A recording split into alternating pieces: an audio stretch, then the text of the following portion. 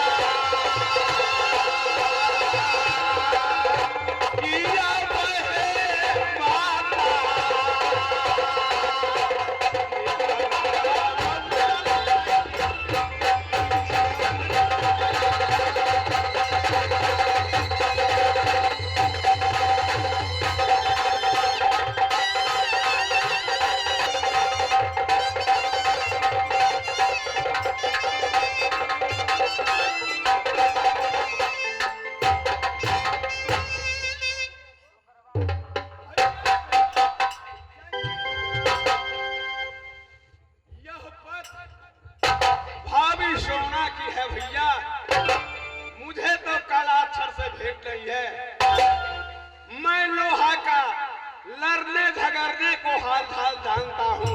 भैया इसमें क्या लिखा है जरा पढ़कर सुनाओ मेरे दोस्त।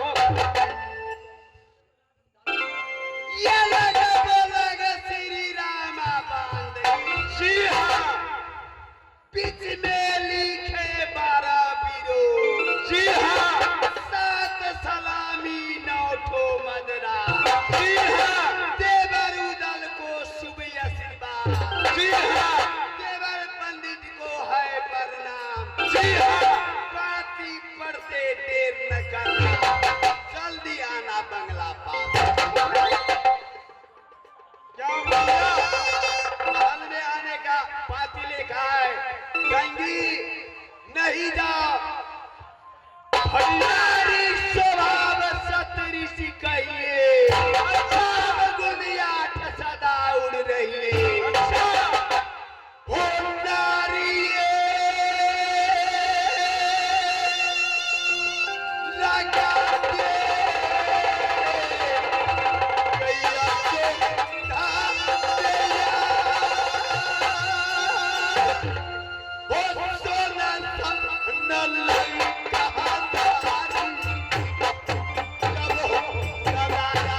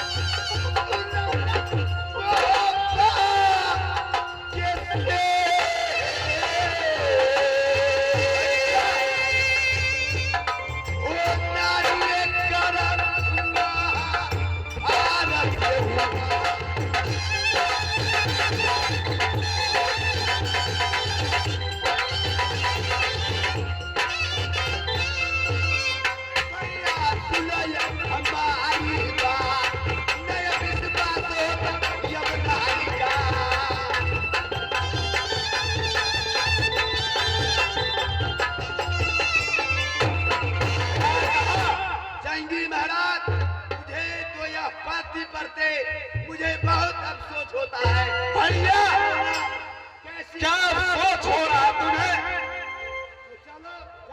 अफसोस होता है होने दो होने दो होने दो रिपोर्टिया से जो हमने जो होगी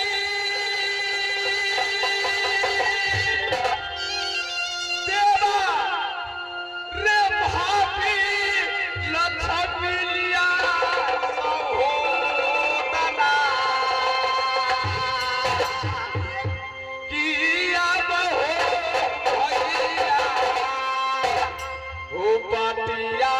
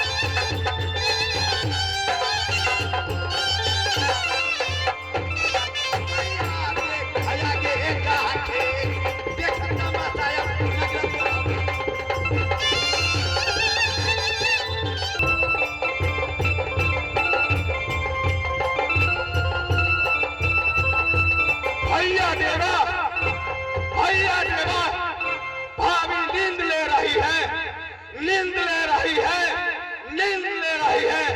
भैया मैंने अपनी आवाज को मारूंगा, भाभी नींद का तोड़ेगी और बाजरी के वार को खोलेगी। ये खोलना के बरिया है भाभी,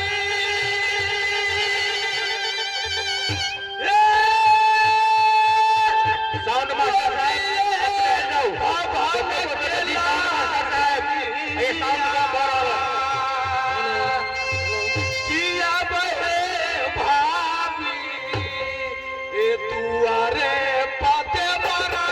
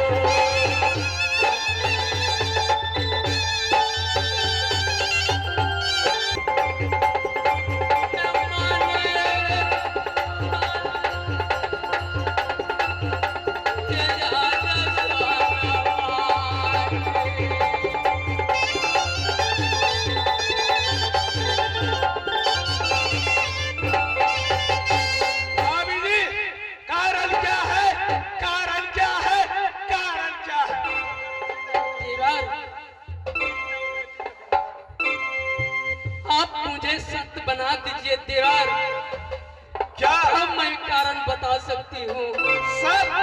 हाँ देवर। भाभी जी हमारी आपके बीच में क्या शर्त है? नहीं देवर। कौन ऐसी बात है? आपको बनाना होगा देवर साहब, तब तो मैं जी सकती हूँ, नहीं तो मैं मर जाऊंगी देवर। भैया देवा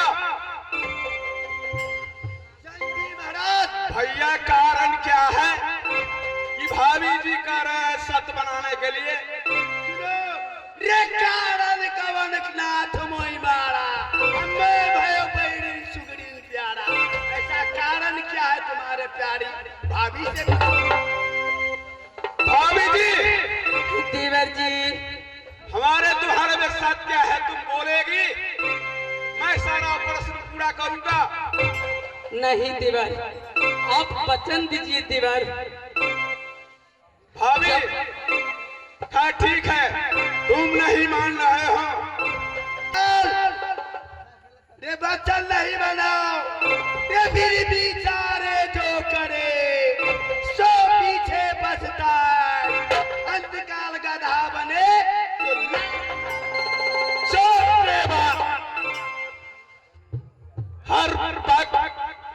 बीच में आकर बिल्ली डालने का कोशिश करता है तुमको। पीबे मत पीबे, अंजल करबे गाय की मांस, करब जनौआ रे तातो का, भाभी सुन हमारी बात, भाभी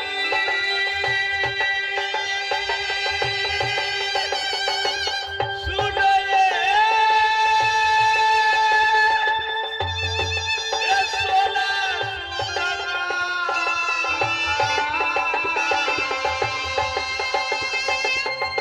कोलम लगा टाका पासे न पर,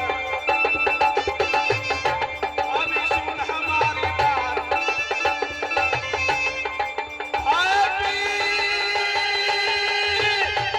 ये सुनो ना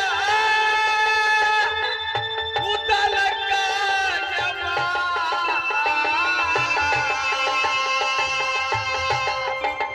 एक कहाकार सुना लो मेरी मारनी।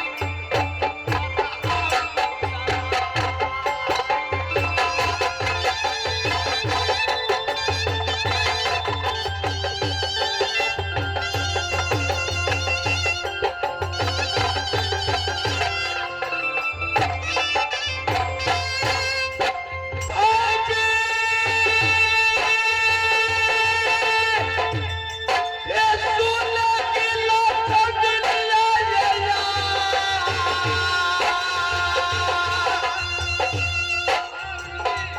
देवर जी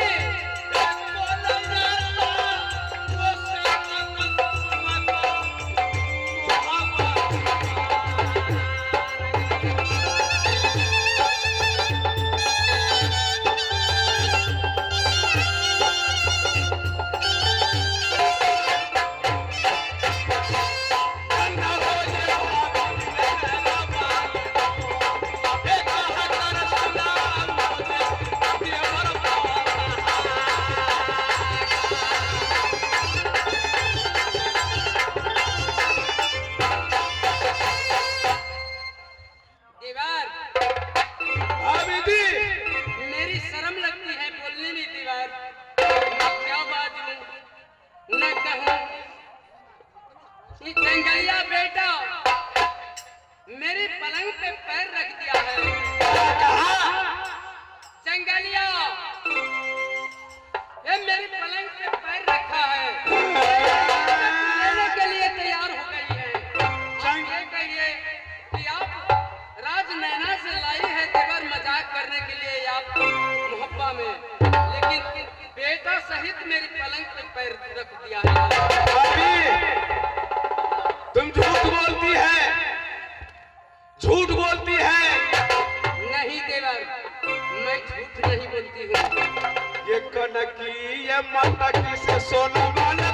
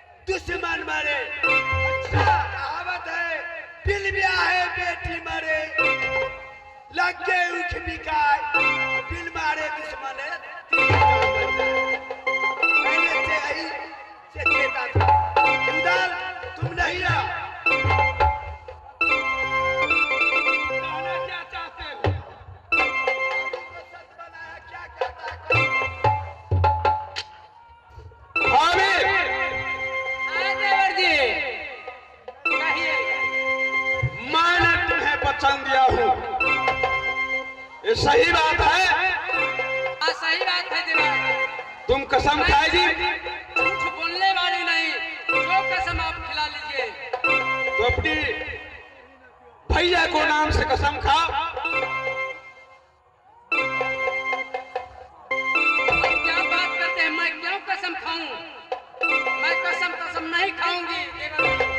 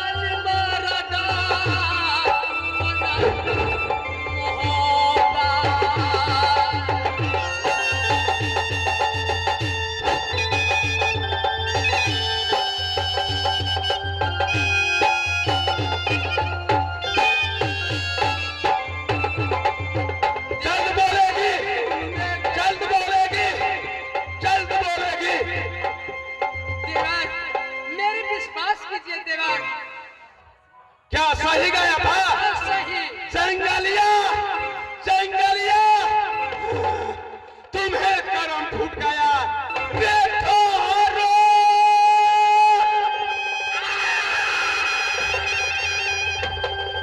जंगलिया रे,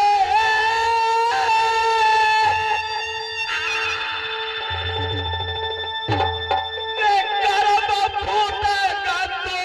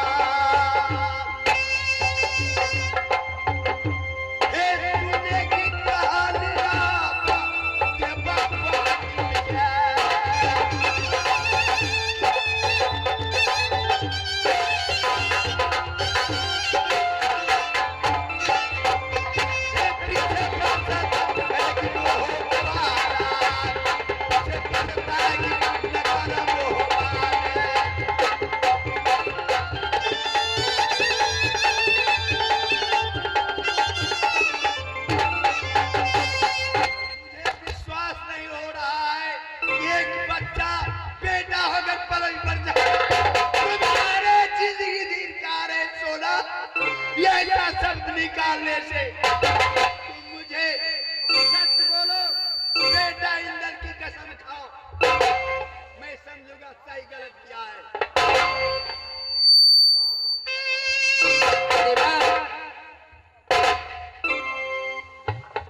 या आप बातें कर रही है देवर, किस तरह से? सच बराबर तप नहीं, झूठ बराबर पाप, जाके हृदय सत्य है, वाह हृदय गुरु। सच में कुछ गलत है तो बोलो। नहीं, कोई गलत नहीं है।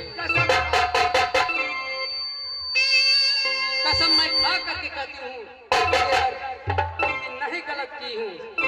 जनता लोग, नारी लोग सब सुनेगी।